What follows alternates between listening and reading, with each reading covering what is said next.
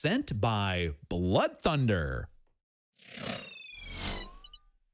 I'm Bloodthunder, or you can simply call me BT. We're going to be taking you through a nice spook-free version of Amnesia Dark Descent. We're playing this at, 4 a.m. East Coast time.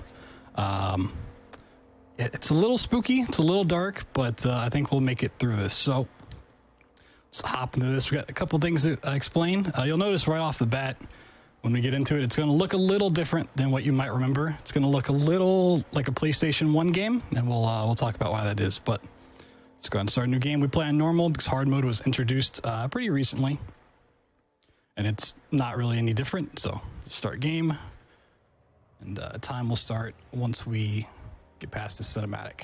So, right now. All right, we are off. This is a lovely corridor that is super pixelated.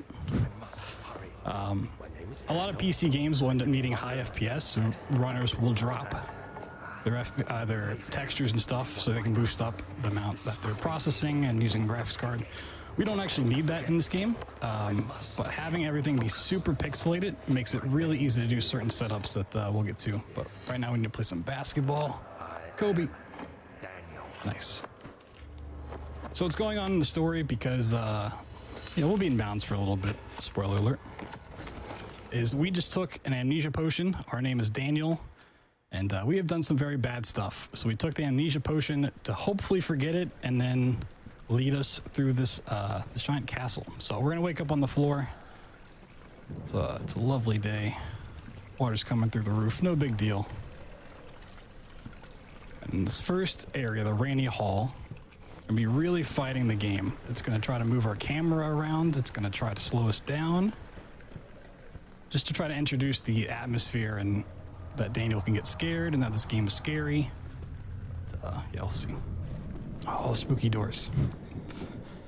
Went ahead and opened this door earlier, save a little bit of time. It's pretty cool. And for the first couple areas, we're gonna be actually slowed down to a walking speed. I think it's like 2.5 units of speed. We'll get that back up soon. So it looks a little slow, possibly, but don't worry. We'll get there. This is a really spooky corner. Hold on. Gotta get around. Oh, there we go. So we're fighting the game on this one. We go through. Daniel really likes the floor. Okay. We're making it. So you're gonna see me jump on slope surfaces a lot in this game. You can get boost off of the geometry. Sometimes good, sometimes bad, sometimes it just doesn't happen at all. Another spooky door. And Old Archives, the area we're in, is where you normally would get the lantern, which is right there. We're gonna walk in so we get our walking speed back. So there's a trigger that runs across that room. It's gonna do that, and now we're just gonna break the game. So I'm gonna jump up here, and look at that. We're already outside the map. Easy as that. Just gonna hop our way across, and we're through into the void. So yeah, that's slope. It boosts you back there sometimes. Gonna do that again. Luckily, quitting out is very easy. Very easy to reload back into the map. And you'll notice the category is any % quit outs allowed. Usually, the way speedruns for this game are handled is you just got through it without saving, without quitting, and like a mistake, you just reset over. But recently, let's try to get out again. There was a trick that was discovered, and we found a really easy way to make it consistent called load warping that involves going out of the map. Hey, cool. That's this game for you. There's also a lot of strats that you could go for that manipulate really good boost over voids. But the way this game's going already, we're probably not going to go for this. It's a marathon. No tech issues so far, but the speed strat issues are real. Try this a third time. Third try is the charm. All right, Daniel, I need you to jump. Just jump. Hey, there we go. Look at that. Easy peasy, lemon squeezy. All right, entrance hall is the first big hub of the game. Do not blink or you will miss it. I'm not joking. So this is load warping, and there's entrance hall. It's a pretty crazy strat, and I will try to explain it, but unlike my boy Tomato Angus, who had props to demonstrate it, I don't, so it's going to be a little hard. Basically, every map has a spawn point for your character known as Player Start 1. And so anytime you load into a map, you go to Player Start 1. From there, the game will put you where you're actually supposed to be based on your save and your progression. And sometimes that Player Start 1 is right near the door that you need to go through, even if you're not supposed to have access to it yet. So for a single frame, when you load into Player Start 1, just gonna bypass that monster real quick, you can actually interact with the door if you're facing the right way and you're holding down interact. So we'll see that a few more times. It's not nearly as broken later on, but yeah, it's a pretty cool trick. Out of bounds once again, just getting to the next level. This is the spooky water section, which I think most people would agree is the spookiest part of this game. Here's a really creepy water monster. Just gonna try to run away from him. There he is. Can't see him except for the splashes. He's the spooky boy. We're also gonna jump through the water because water slows us down and we don't want that. Hey, there's another spooky water monster. Give him a tasty arm. That'll distract him. All right, while he's munching on that arm, we're just gonna go ahead and bypass him. Keep on moving.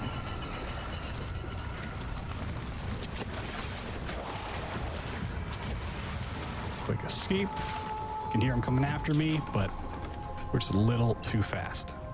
Hey, more water maze.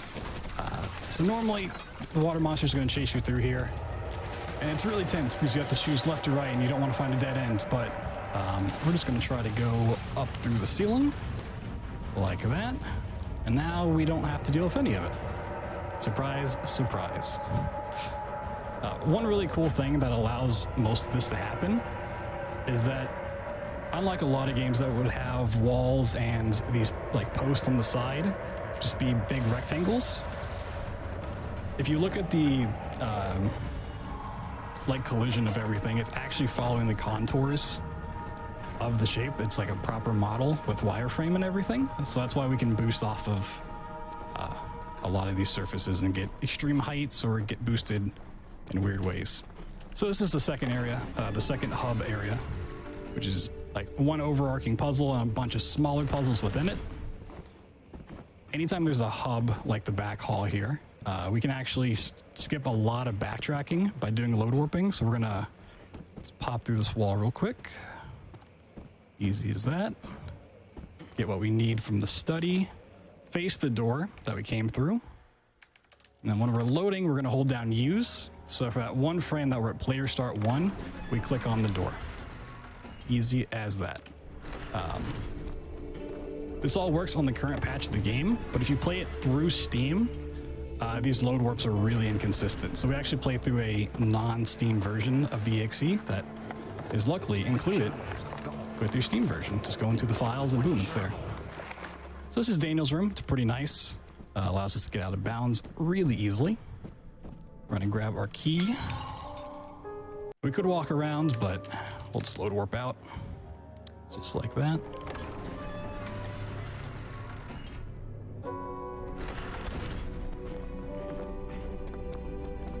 Trying to get some boost off of these stairs as we go down. It's pretty rare if it happens, but it's pretty cool. Now we're going into storage, which has a couple different routes, depending on how hard you want to make it. We already had some issues with getting boost, so we'll just take this one easily, hopefully, and see how things go. But we're going to pick up a lot of stuff in storage. We're going to get a full drill by getting 3 different parts. And we have to get 2 more rods for the machine room. Come in here, pick up the second drill part, and now run back. We're doing them in this order because normally you would spawn in a grunt or one of the monsters by picking up this drill over here, and then he would destroy a path for you so you can get to the 2 rods that you need. But if we come over here and pick this up last, when he's spawning in, we can just conveniently jump up here, boop, out of bounds once again. And so since we never have the lantern, a lot of these areas are really dark. And if you don't know where you're going and don't know where you're jumping, it can be very problematic. But luckily I've put a couple hours into this game, so just gonna hop around there. And right over here is where the 2 rods are, and you can do some really crazy strats to get over there a little faster and grab them from out of bounds, but it's really difficult. So we're gonna take this flashback. And flashbacks have some really interesting mechanics to them. So anytime you see that giant flash of white, that means we've either entered or exited a flashback. One thing it's gonna do is slow you down. So we're gonna try to avoid as many as we can. But the other cool properties about them, we don't need that. We're just gonna load warp out of here real quick. Is that grunts and monsters cannot like target you when you're in flashbacks. So earlier when I was talking and explaining how to do the entrance hall stuff, we just ran past that monster and he didn't care. It's because we were in a flashback, and we'll see that come into play once we get into the prison area. And so as far as the story is going, if you're curious about the lore, we haven't really gotten into why Daniel took the amnesia potion. We're gonna get into that in the next area. Basically, the whole reason we're in this manor, and you hear this other guy talking, is because Daniel, on a archaeologist expedition, discovered an orb. Fun word, right? He discovered an orb that has mystic properties, and it unleashed the shadow that is trying to hunt him down and kill him. And Alexander, the owner and the baron of this place, told Daniel, hey, I can help you with that. Guess what? He was just using us because he was a bad guy. So we go ahead and put these in here, solving all these puzzles, getting the elevator working again. As I said, well, in the next area, a lot of stuff comes together. You realize how bad of a guy Alexander really was. And we'll see what kind of things he made Daniel do that made him want to forget what happened. Well, we'll see parts of it as we run by. So bringing all this stuff with us. We need 3 lumps of coal.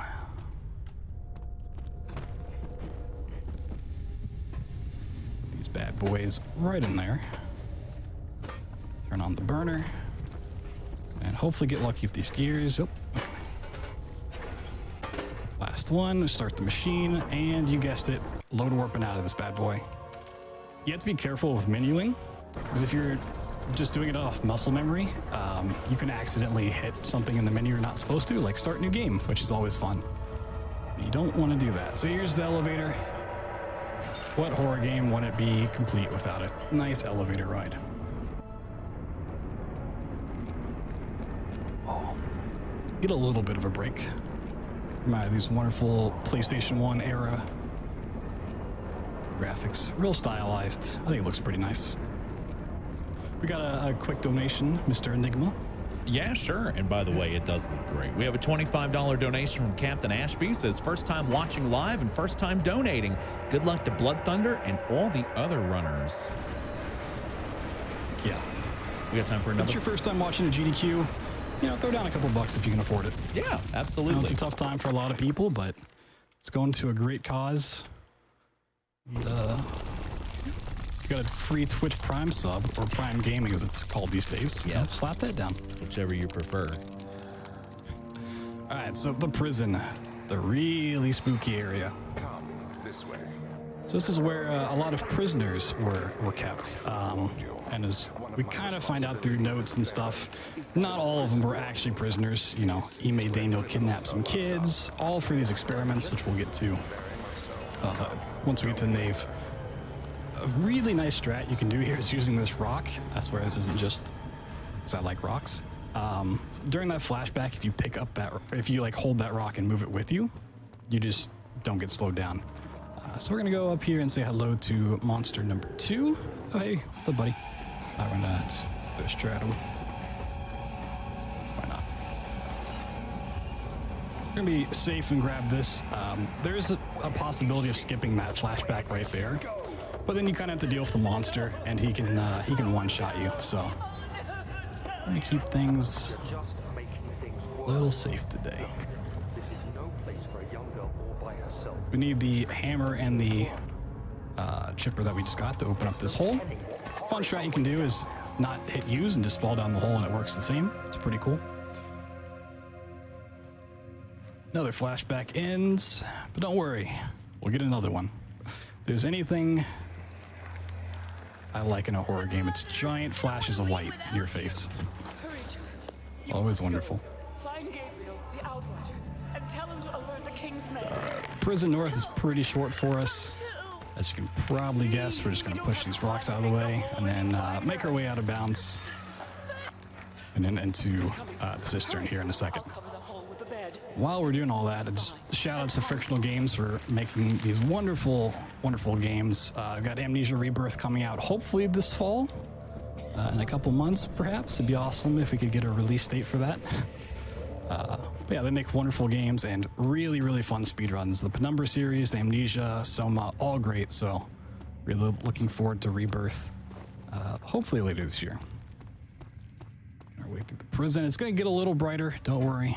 If you're scared of the dark, cistern's a little brighter. There's a cool skip we can do, hopefully. Hey, we actually got it. That's a trick I only go for once. That gets over a flashback, but if you don't get it right away, it's really not worth it. That's cool. We're going to try to boost off this corner. This is actually the easier of the two tricks. Whoop. We're going to try to boost straight up to the morgue. There we go. Normally you have to like lower the bridge and lower the water. We're just going to bypass that all and go to the morgue. Unfortunately, we can't skip the morgue because we need the antidote. This boost is a little annoying. There we go. So we have to come over here and deal with getting the antidote from this body before we can go into the sewer. But luckily it's not too bad. Another thing I haven't really talked about yet is the damage system in this game. So sanity doesn't really matter for the run, but anytime you take damage, usually fall damage, your speed is slowed down. So a lot of the run comes down to minimizing the amount of flashbacks and minimizing the fall damage where you can. And these laudanums that I'm picking up along the way will, nice, good soft lock. Restore health if you happen to take it. So later on, when we do have to take force damage, that's when we get a laudanum to get us back up. It's a very rare soft lock where you can't interact with that body.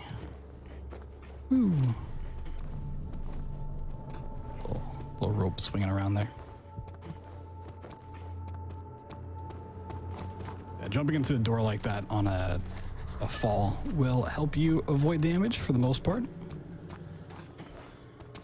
This again. You may also note that when we're going out of bounds and walking on spots we're not supposed to, a lot of the times it's very, very narrow floors. So if you're not careful, you can really just end up walking straight into the void. So that gives us the serum. And to get past the flashback here that we skipped on the way in, we're just going to load past it. I need to be careful not to move when I get back here, so I can do a little setup. Look right there. And hopefully Cistern 2 is nice to us.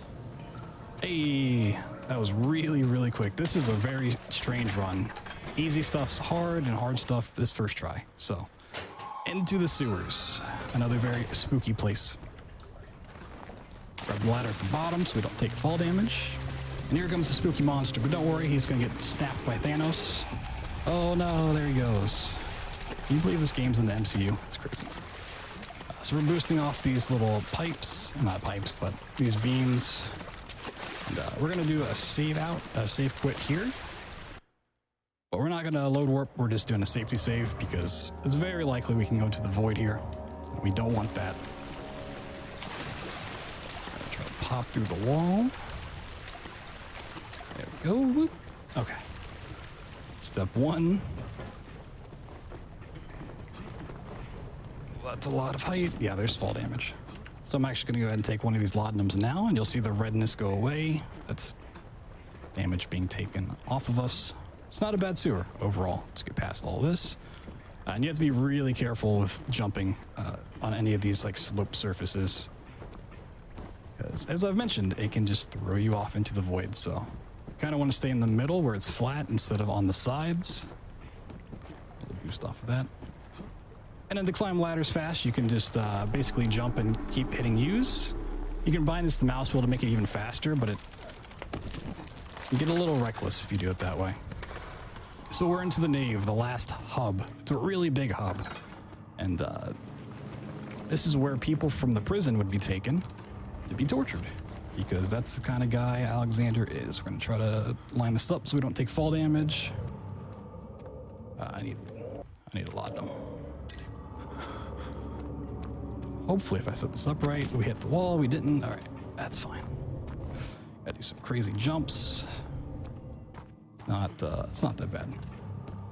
Yeah, this is where prisoners would be tortured because Alexander needs their life essence to open up a portal and return to a dimension, which is basically where the orb is in the shadow.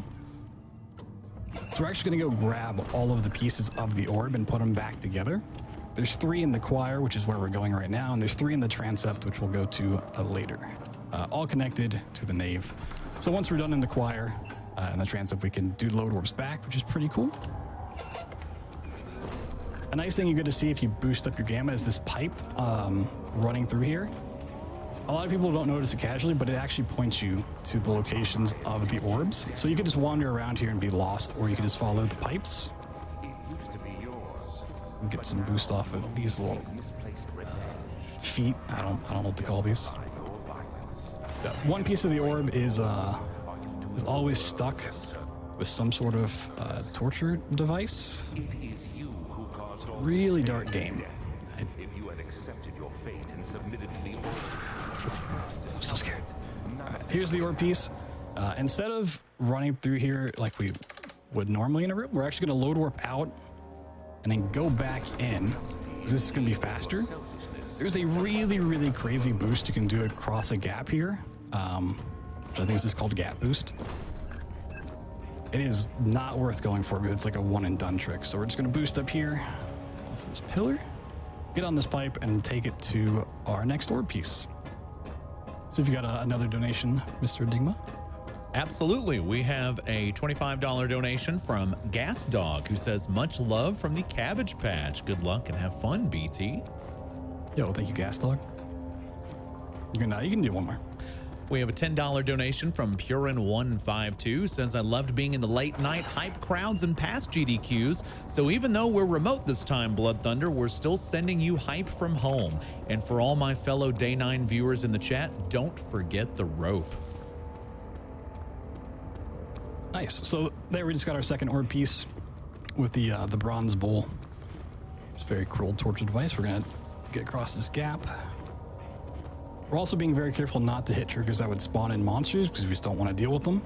And the reason we're going out of bounds for this third one is that there is a flashback here. So if we can avoid it, that'd be awesome. Sometimes the game likes to clip you back into the map here, in which case we just go and run through normally, but hey, we got up. Very tricky part. We're going to do a safety save because it likes to throw you off the map. Load back in. A really nice way you can save and quit in this instead of using the menu is just hitting Alt F4, which normally you would think would close the program, but in this it just saves and quits, so it makes menuing really, really easy. Hey, here's our third orb piece, and now if we look the right way, save, load, bam, we gotta leave the choir. But that's not all. We gotta leave the entrance to the choir as well, because this happens to warp us back.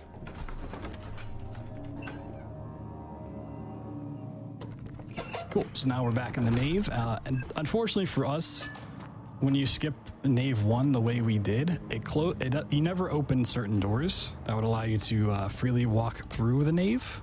So we have to do all these out of bounds strats to get past them. So yeah, this door right here never gets opened.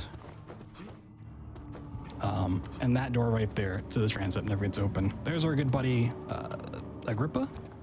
There is a possible ending you can do with him that is a little bit longer and is a different category. Hey, he's just chilling right there. We're just not going to do any of that.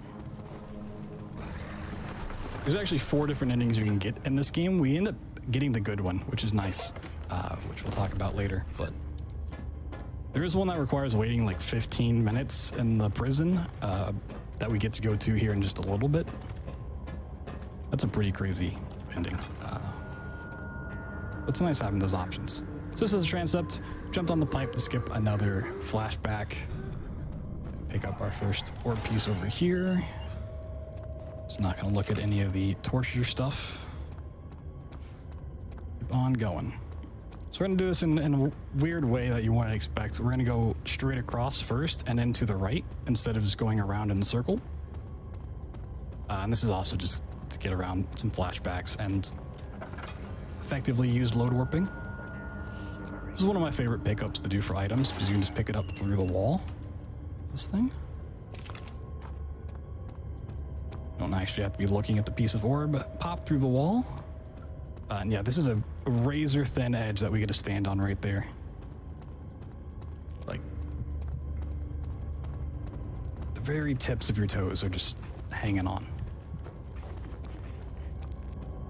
So we got to boost up here so we can drop down on the other side because the orb piece you can just barely reach from out of bounds over here. Avoid fall damage. All right, so now that we have all 6, we can get out of here. Go back to the nave, do a pretty cool trick. We pass that door that's locked that I mentioned, and we're gonna head to the chancel. Let's again line this up. So Nave 2 and Nave 3 are areas that really benefit from having this PlayStation style graphic setting because you can use those pixels, just line it up so perfectly. These doors. The chancel is kind of interesting in the fact that it's like 2 different maps. You have one version that's collecting all 6 orb pieces and one post. If you come to the chancel before having all 6, then you don't trigger these grunts that will auto kill you. And you also can't get to the end, which is obviously where we need to go. So we have to go get all 6 of them and then come here. There's no way to possibly skip past it because it's just a different version of the map. Now we're gonna go to the cells, this is if you wait 15, 20 minutes or so, the shadow that we mentioned before from the orb will come and kill you.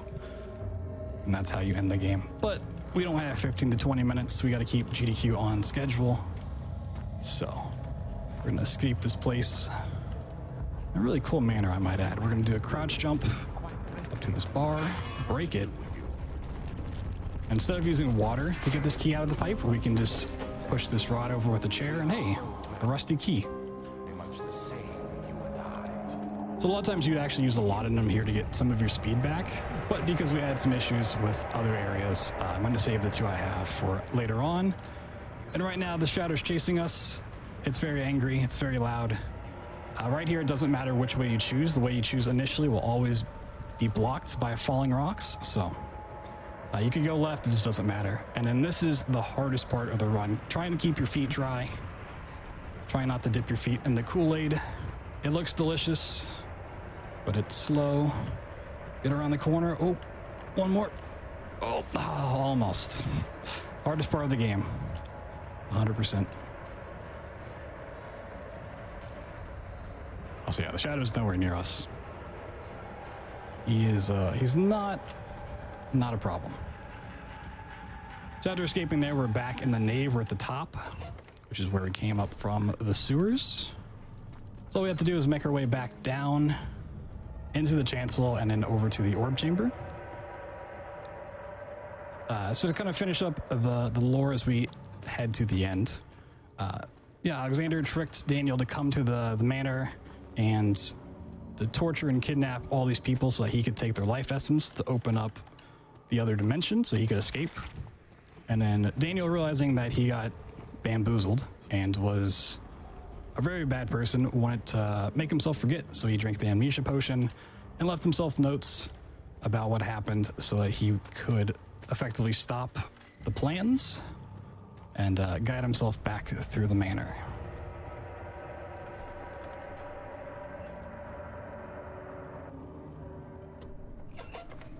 So this time when we come to the chancel, there's not any spooky grunts. We can just make our way straight to the end. Do a little boost off of this. It's also all this goop, this raspberry jelly, is supposed to be an indication that the shadow is near, and that its presence is growing stronger. Something I didn't realize for the longest time. I thought it was just kind of a thing that happened. So if you didn't think this game was already broken enough, hey, you can just walk through that wall like it's nothing. Boost up here. This is kind of a tricky jump. Ooh, fall damage. At the time it just right because you're jumping off of a sloped surface. There we go. One more kind of tricky jump to the end. Take some more fall damage, and this is why we have all the laudanums. So right when we get into the inner sanctum, we're going to take both of them, and that's going to allow us to get our speed mostly back. And we need to clip through a wall, but this one's a little tougher. So you have to be running really fast to get through it. And that just prevents the shadow from chasing us. Because if we don't get this quickly, and that door is open, he will kill us. So let's see. Boom, easy as that. This last area, the orb chamber, this is where Alexander is. This is where you can get one of 3 different endings, depending on what you do. You can either let him escape, which takes like 40 seconds longer. You could deal with Agrippa and bring his head in here, or you can just knock over these pylons. Very simple, very easy boss fight. Just gotta put your back into it. And that's time. Oh, that's Alexander, by the way. This is a pretty cool area too. So essentially the ending that we're getting here is we foil his plan and we let the shadow take him. And the shadow's like, hey, you redeemed yourself. You're pretty cool. You're free to leave. So now we're just gonna make our way back out and we can feel good about ourselves. But even in the outro, there's still some cool stuff you can do. This is actually just one big map, as we'll see here in a bit. It's not re-going through the separate areas. So we get into the next part, we'll see that. We're gonna walk back a little bit. We gotta go real quick. Do some void, walk through this wall. And yeah, you can see the different areas that we're traversing right there. There's the orb chamber. It's all a big map. And the reason this isn't timed is because it's just an outro. Nothing you do here matters. It doesn't affect anything. So the last effective input is knocking over the pylon. But yeah, shout outs to all the other Frictional Games runners. If you guys are looking to get into this run, there's an amazing tutorial on this category that was made just a couple months ago by Skyrion. There's also one by ATTD Proof, which is a little bit older but covers some other strats. You can also just go into the Discord, which you can find through speedrun.com. A lot of cool people. They will help you out for sure. Yeah, it's a really awesome game. If you need help finding those things, just contact me and I can point you in the right direction. But thank you, GDQ, for letting me show this off. Shout outs to Frictional Games once again for making such an amazing title. Shout outs to everyone watching and donating, already over 100,000, which is awesome. I do have another run, Bioshock Infinite, in about 2 days. So if you like my commentary, you like Bioshock Infinite. But until then, thank you guys for watching. Thanks for staying up. And yeah, back to you, Enigma.